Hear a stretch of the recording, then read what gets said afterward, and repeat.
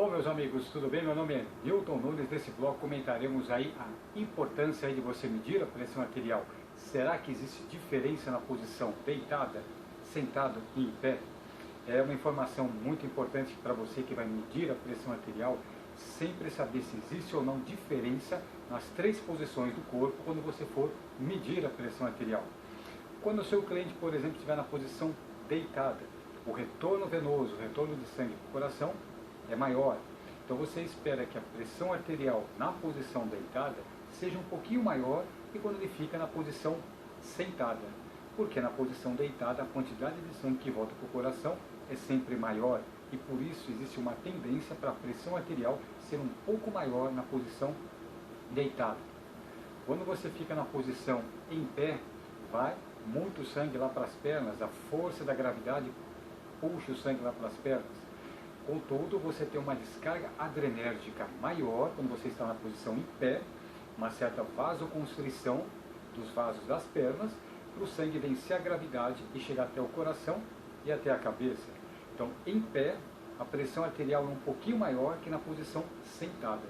Só que em pé e deitado, os valores muitas vezes são semelhantes. Deitado, como eu já comentei, é o retorno venoso, é a oferta de sangue para o coração maior. E em pé, vasoconstrição das artérias das pernas, dos vasos das pernas, para o sangue vencer a gravidade e chegar até o coração e até a sua cabeça. Quando você está na posição sentada, você consegue relaxar um pouquinho mais e aí, por incrível que pareça, na posição sentada, geralmente a pressão é um pouquinho menor que quando você deita ou você fica em pé. Então, basicamente, essas são as três posições do corpo aí e essas são as diferenças aí nos valores da pressão arterial, dependendo da posição do corpo. Essa é uma informação muito importante para a gente poder comentar aqui nesse bloco.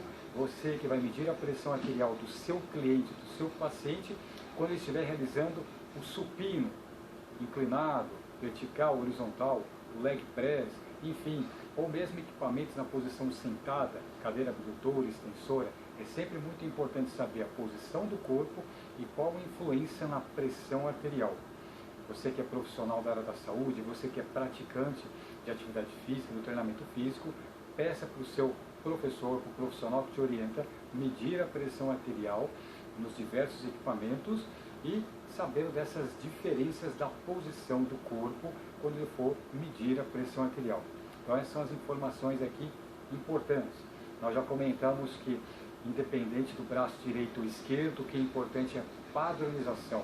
Você vai sempre escolher o mesmo braço na hora de medir a pressão arterial e que é muito importante também respeitar o diâmetro, a circunferência do seu braço para saber se é o aparelho pequeno, o aparelho médio ou o aparelho grande.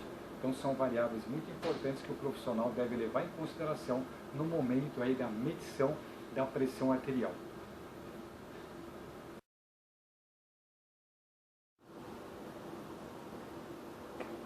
Bom, meus amigos, um outro aspecto também muito importante do treinamento resistido para os nossos alunos hipertensos também são as comparações entre os equipamentos. Então você vai sempre medir a pressão arterial, não necessariamente ao final de cada série, mas você vai poder observar, se você for comparar, por exemplo, uma série no supino e uma outra série no leg press. Você tem o seu cliente hipertenso. Será que vai ter diferença na pressão arterial quando ele realiza um treinamento resistido envolvendo membros superiores comparado com membros inferiores? Será que vai existir a diferença na pressão arterial?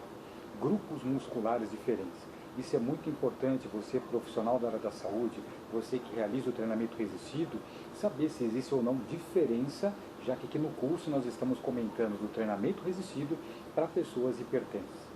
Bom, inicialmente quando você for realizar essa comparação, é muito importante padronizar a mesma intensidade, no caso a mesma intensidade percentual. Bom, vamos comparar então 50% da carga massa, uma carga moderada, 50% da carga massa. Ele vai realizar os 50% no supino e os 50% no leg press, a mesma carga percentual, cargas absolutas diferentes, mas a mesma carga percentual. Será que o seu aluno hipertenso no final da série do supino, que você for medir a pressão arterial, e no final da série do leg press, será que vai existir diferença na pressão arterial e também na frequência cardíaca? Será que existe diferença? Bom, tudo que são grupos musculares maiores, geralmente a frequência cardíaca sobe mais. Então 50% da carga máxima no leg press, por envolver movimentação de membros inferiores, ou seja, as pernas, e as pernas são maiores que os braços, a frequência cardíaca nas pernas sempre sobe mais. Nos braços, por serem menores, a frequência cardíaca sobe menos, ok? Mas e a pressão arterial?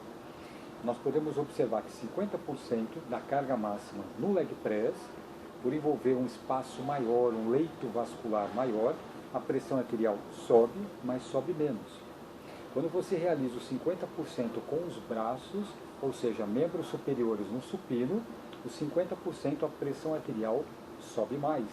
Congestiona o sistema, não tem espaço, entre aspas, para o sangue fugir, o espaço é menor, então a pressão arterial tende a subir mais no supino, comparado com o leg press, que são as pernas.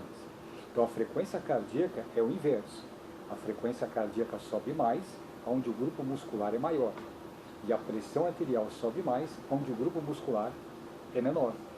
Tudo bem? Então isso é muito importante, você profissional da área da saúde, saber dessas diferenças entre membros superiores e membros inferiores, braços comparado com pernas.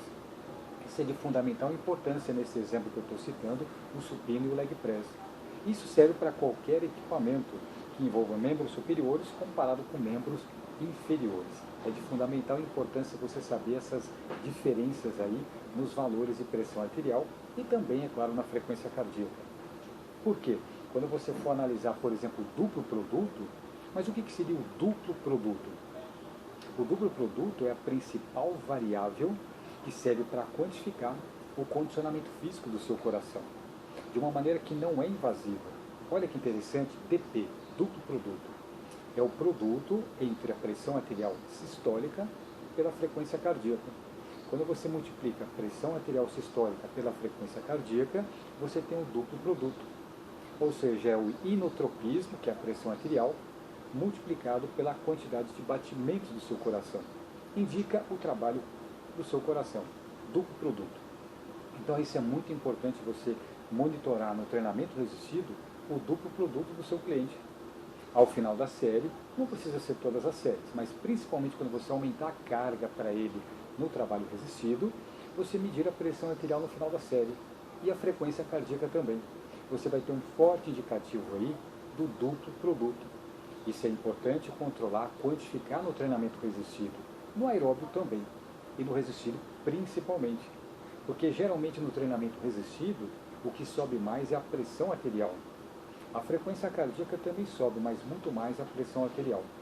Ao contrário do treinamento físico aeróbio, onde a frequência cardíaca sobe mais, no resistido a tendência é a pressão arterial subir mais, principalmente já com cargas moderadas e elevadas. Tudo bem? Então você vai quantificar o duplo produto em cada um dos equipamentos, principalmente quando você aumentar a carga do seu cliente, comparando braços, comparado com as pernas, frequência cardíaca, pressão arterial e DP, duplo produto. Então é importante você, profissional da área da saúde, adquirir experiência, adquirir prática na medição da pressão arterial, usar um manguito, um aparelho adequado, como já foi comentado em outros blocos, você tem que respeitar a largura do aparelho de pressão arterial. E também utilizar aqui o estetoscópio na hora de medir a pressão arterial, é claro, mas sempre respeite aqui o tamanho, o manguito adequado do seu aluno. Aqui é a largura do aparelho. Debaixo desse pano nós vamos ter a borracha, o manguito. E aí sim, essa borracha, esse manguito adequado para cada circunferência de braço. Em cada posição, deitado ou sentado em pé, que nós já comentamos, e também se for no supino, leg press, cadeira extensora, flexora, enfim, nos diversos equipamentos do treinamento resistido. Bom, meus amigos, podemos aqui visualizar nessa imagem a comparação entre pressão arterial sistólica e diastólica, braços e pernas. O gráfico aqui é de uma referência do Journal of Applied Physiology de 1965. A referência é antiga, mas é atual. para mostrar que essas informações que eu estou comentando já são conhecidas há praticamente 50 anos. Olha que estudo muito importante, bacana e interessante que eles realizaram. Então, a comparação de braços e pernas para o mesmo percentual do VO2 máximo. Mas tudo isso também se aplica como se fosse fazendo uma comparação, uma analogia, a também 25% da carga máxima. 40% do VO2 máximo também como se fosse 40% da carga máxima. Ou seja, o que a gente quer dizer? Que realmente aí é o mesmo percentual da mesma variável, ou VO2, ou o mesmo percentual da carga máxima. Quando você compara braços e pernas, é sempre muito importante ter o mesmo referencial, ou do VO2 ou da carga máxima. E vocês podem visualizar que a 25% do VO2 máximo, a 25% do máximo daquela pessoa, a pressão arterial sistólica nos braços era por volta de 150 milímetros de mercúrio e nas pernas 132, um valor médio. Então o que nós podemos observar é que para a mesma carga percentual, a pressão arterial sistólica sempre vai subir mais na região dos braços comparado com as pernas. E a diastólica também, 90 milímetros de mercúrio para os braços e 70 para as pernas. Ou seja, em grupos musculares menores, para o mesmo percentual de carga, de esforço, a pressão arterial tanto sistólica quanto diastólica sempre aumentam mais comparado com as pernas. Isso se repete aos 40%, 50% e 75% da carga máxima. Vocês podem observar também na imagem que a 75% do VO2 máximo, ou se fosse 75% da carga máxima, a pressão arterial sistólica nos braços chegando a 205 e a diastólica também 103 nos braços. E 75% nas pernas, 160 nas pernas e 75 nas pernas aí a diastólica. Então percebam que a pressão arterial a 75% do máximo, nos braços ficou aí 205 por 103 e nas pernas 160 por 75. Ou seja, sempre a pressão arterial sistólica e diastólica subirão mais nos braços comparado com as pernas, para a mesma carga percentual. Então sempre leve isso em consideração quando você for realizar a prescrição do treinamento físico para o seu cliente, sabendo que, por exemplo, quando ele realizar um exercício aí com os braços, né, flexão dos braços, bíceps, rosca direta, flexão dos cotovelos, envolve menores grupos musculares. E que se você for comparar aquela carga percentual com 50%, por exemplo, na cadeira extensora, flexora, leg press, aqueles mesmos 50% a pressão vai subir, mas sobe menos em equipamentos que envolvem membros inferiores. E só uma pequena observação que para a mesma carga percentual, sempre em grupos musculares maiores a frequência cardíaca sobe mais. É o inverso da pressão arterial. Então, para o mesmo percentual de 50%, por exemplo, a frequência cardíaca vai subir mais nas pernas, comparado com membros superiores, ou seja, os braços. Mas a mais de fundamental importância é você monitorar a pressão arterial durante o treino resistido com seu cliente e, é claro, também a frequência cardíaca, mas principalmente a pressão arterial e principalmente se você tiver um cliente hipertenso, que ele deve iniciar o programa de treinamento quando chegar para treinar naquela sessão com a pressão arterial normal, e eu já vou comentar os valores normais, e também ter uma resposta normal durante o treino. Então, sempre muito importante quando o seu cliente hipertenso chegar para treinar, você medir a pressão arterial dele inicial e os valores que eu já vou comentar já na sequência, quais seriam os valores normais, abaixo de 130 por 85, que é o normal, e nas próximas diretrizes já abaixo de 120 por 80.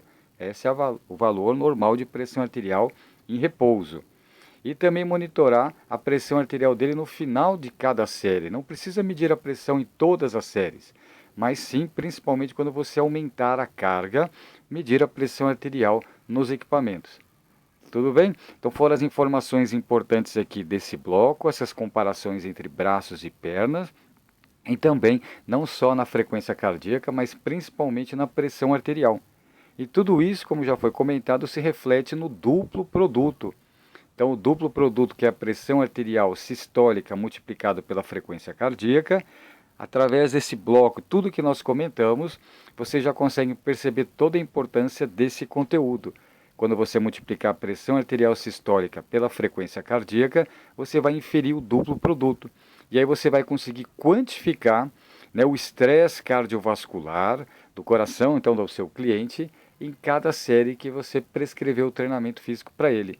Isso é muito importante para todas as pessoas, quantificar o duplo produto, pressão sistólica multiplicado pela frequência cardíaca. E aí você, principalmente para o seu cliente hipertenso, vai ter a certeza, uma precisão, que realmente ele está treinando com cargas adequadas, onde a pressão arterial sistólica não vai subir muito no treinamento físico. O limite de pressão arterial sistólica durante um treinamento resistido é quanto? Quanto que a literatura recomenda? 180 milímetros de mercúrio. Ou seja, a pressão arterial sistólica do nosso aluno, do nosso cliente, deve ficar sempre bem abaixo de 180 milímetros de mercúrio durante o treinamento resistido. E esse valor também se aplica ao treino aeróbio. E a diastólica, no treino resistido e aeróbio, para todas as pessoas e principalmente para o nosso aluno hipertenso, sempre tem que estar abaixo de 100 milímetros de mercúrio durante o treinamento. Então, em algumas séries que você for medir a pressão arterial do seu cliente, a pressão arterial diastólica sempre tem que estar abaixo de 100 milímetros de mercúrio.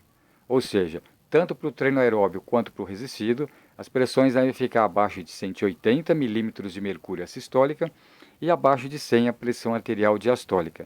Com isso, você vai ter segurança, né, durante o treinamento que ele for realizar. No caso aqui, o resistido para o nosso curso aqui de treinamento resistido para alunos hipertensos. Tudo bem? Essas foram as informações importantes aqui desse bloco e voltamos aqui no próximo bloco.